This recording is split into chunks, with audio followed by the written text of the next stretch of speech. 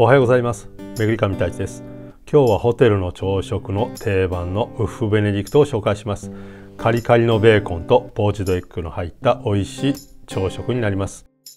この料理の中にはフランス料理のテクニックがいっぱい詰まっています。まずソースは温性乳化ソースの代表オランデーズソース、それとメインに使うウッフポッシュです。ウッフポッシュも卵料理の基本的なテクニックの一つになります。それでは最高のウッフベネディクト一緒に作っていきましょう。それではまずウッフポッシュを用意していきます。この紹介するやり方ですけども、絶対に失敗しない完璧なウッフポッシュを作る方法です。まずお湯を65度まで温めます。その中に冷蔵庫から直接卵を入れて、このまま25分放置しておきます。この間火にはかけずに常温で25分置いておきます。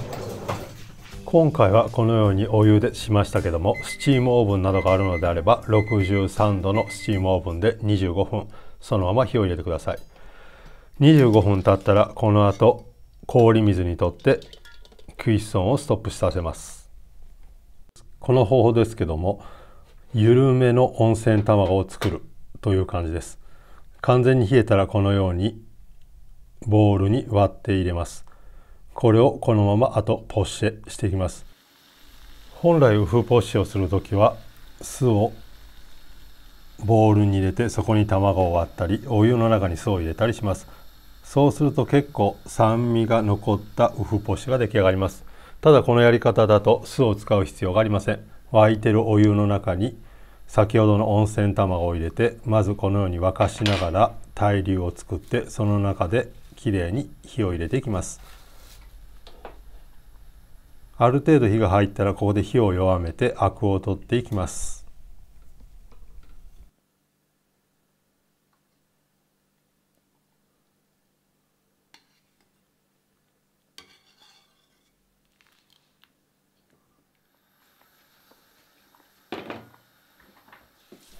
このウフポッシェのキュイッソンの時間ですね。ですけども、好みによって変えてもらったらいいと思います。手で触って感触を確かめて好みの硬さに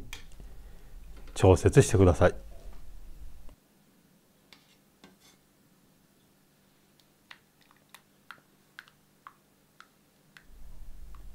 ちょうどいい硬さまで火が入ったら、ここで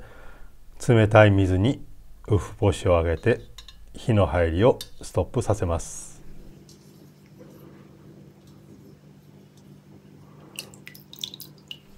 きっちり冷めたらこのようにスプーンなどを使って余分な卵白の部分を取って形を整えます。このように完璧なウフポッシュが出来上がりました。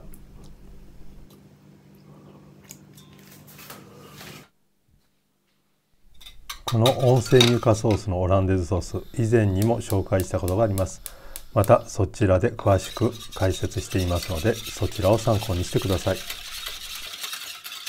以前の動画でも話しましたけども、2通り火の入れ方があります。湯煎にかけながら火を入れるやり方と、直接火にかけてサバイヨンをかくやり方と2通りあります。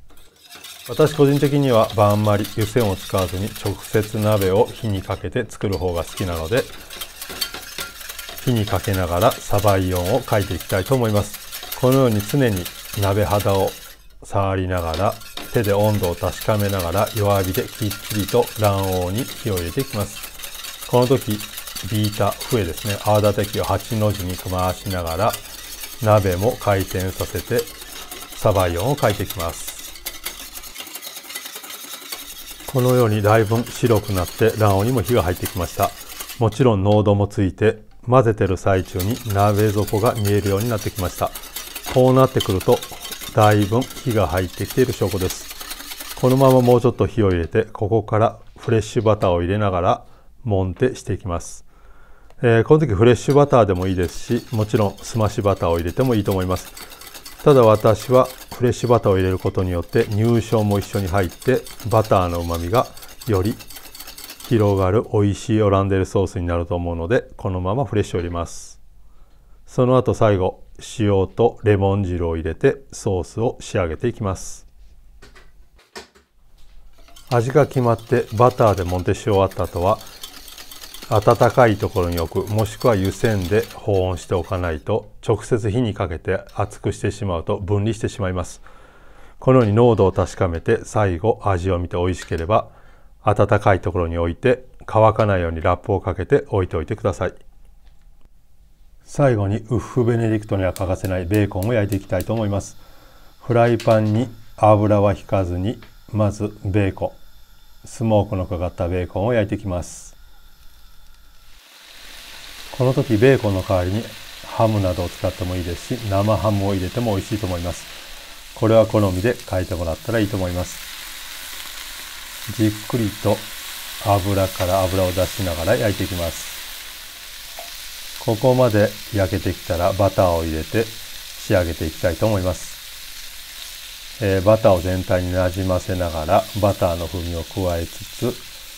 ベーコンをカリカリに焼いていきます。ここでベーコンを焼いているフライパンとバターのうまみが加わったフライパンでマフィンを温めていきます。本来だとこの大きさのフライパンちょっと大きいかなと思ったかもしれませんけども、最後このようにマフィンを温めるためにあえて大きいフライパンを使っています。この時マフィンの